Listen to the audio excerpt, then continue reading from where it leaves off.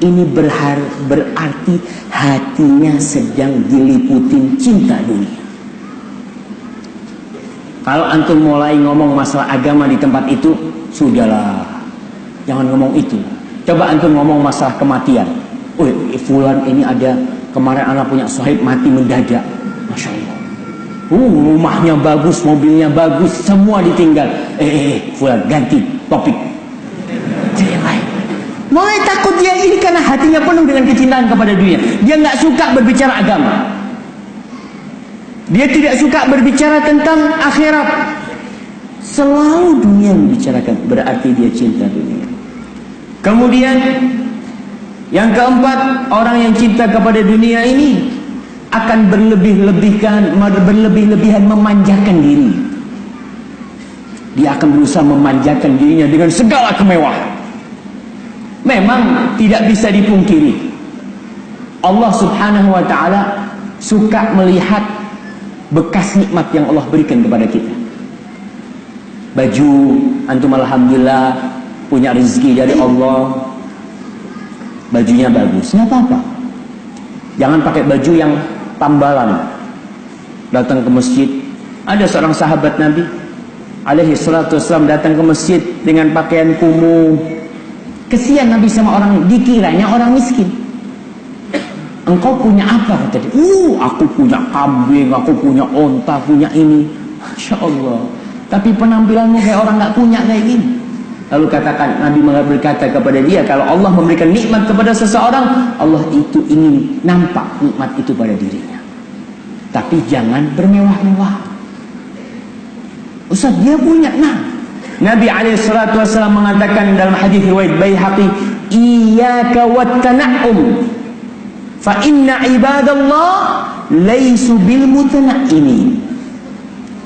Engkau tuh jauhilah, hindarilah bermewah-mewahan. Apa arti tana'um itu? Para ulama menjelaskan adalah senantiasa makan enak, minum enak, pakai baju yang bagus-bagus terus, nggak pernah pakai baju yang jelek. Hati-hati, jangan.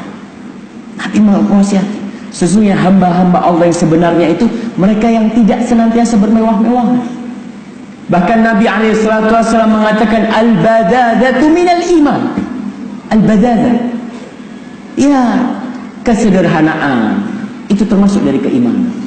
Meninggalkan pakaian yang bagus. Antum punya mobil Masya Allah yang harganya 5 miliar, tapi sekali-kali antum naik angkot, ya, agar jiwa kita ini tidak terlalu ambisi dengan dunia. Antum sekali-kali naik becak, antum sekali-kali naik sepeda. Iya, naik sepeda, tapi sepedanya 120 juta.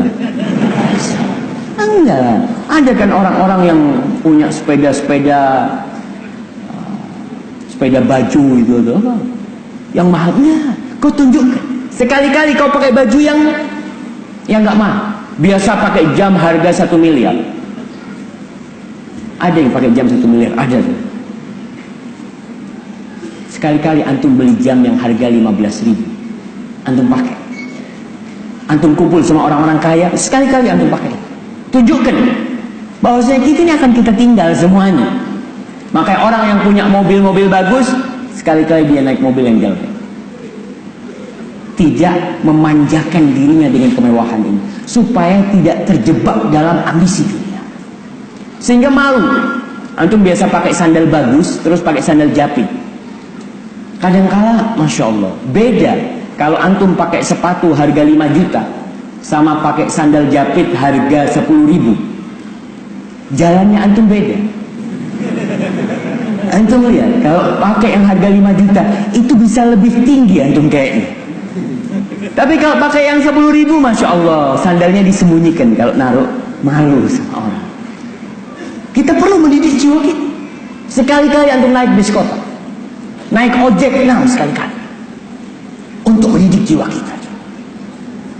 Ma'asyiral muslimin rahimakumullah. Kembali, Islam itu tidak melarang umatnya untuk jadi kaya. Bahkan Nabi SAW mengatakan, ni'mal malus salih lirrajuli salih. Sebaik-baiknya harta yang baik itu dipegang oleh orang yang soleh. Karena kalau orang baik itu harta akan dia infakkan di jalan Allah Subhanahu wa ta'ala. Bahkan Nabi setiap hari minta rezeki. Naam. Beliau mengatakan Allahumma inni as'aluka ilman nafi'an wa rizqan thayyiban. Tiap hari beliau minta. Enggak apa-apa.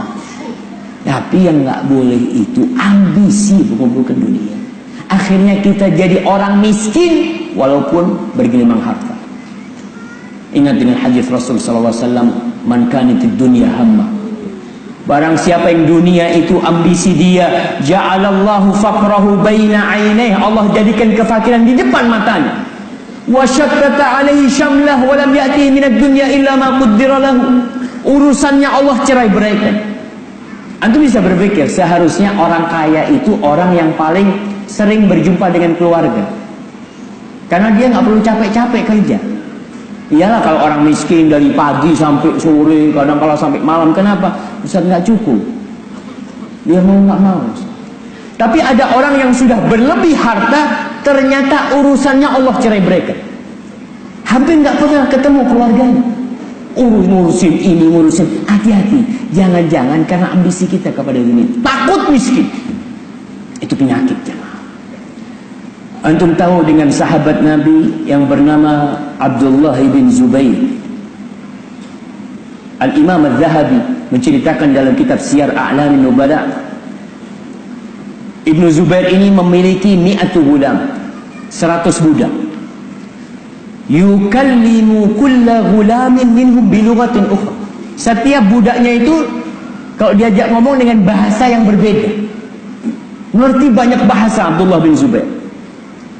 Ini ceritanya Umar bin Qais.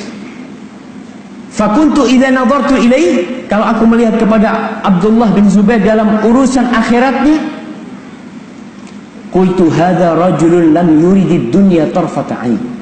Ini orang kayaknya nggak kepingin sama dunia, sekedip mata nggak kepingin sama. Kalau dilihat sedang ibadah urusan akhirat. Wa idza nadartu ilaihi fi amri dunya, kalau aku memandang dia sedang ngurusin dunianya, qultu hadza rajulun lam yuridillah tarfata ain. Ini orang kayaknya tidak menginginkan Allah sekedip mata. Nggak pernah. Ini kalau urusan dunia dan akhirat dia lihat. Bayangkan Abdullah bin Zubair, ceritanya Mujahid, kana Ibnu Zubair idza qama ila shalah ka'annahu 'ud. Ibnu Zubair itu kalau lagi salat seperti 'ud. Apa 'ud ini? Dahal, tegak. Kemudian pernah bercerita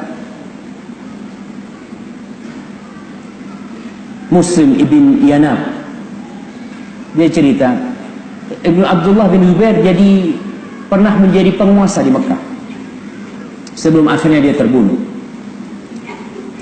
Muslim ibn Yanab cerita pernah Ibnu Zubair ini ruku. Pada suatu hari ruku. Ketika Ibnu Zubair ruku, kita ini lagi baca surat Al-Baqarah. Kita baca Al-Baqarah, Abdullah bin Zubair masih ruku. Selesai Al-Baqarah, dia masih ruku. Wa Ali Imran, kita selesai Ali Imran, dia masih ruku. Kita baca An-Nisa, dia masih ruku. Kita baca Al-Maidah, dia masih ruku. Dalam urusan akhirat. Urusan dunia seakan-akan dia tidak mau akhirat. Sang muslim, fadhal kau cari dunia, jangan lupa akhirat. Wabtaghi fima ataka Allah ad-darul akhirah. Kau cari dengan apa yang Allah berikan kepadamu urusan akhirat. Wala tansa nasibaka minad dunya. Dan engkau jangan lupa bagianmu di dunia ini. Kau hidup di dunia, butuh ongkos, butuh kita baju, kita butuh kendaraan, kita butuh makan, kita harus ngasih makan anak-anak kita. Nah, tapi jangan lupa kita diciptakan bukan untuk dunia.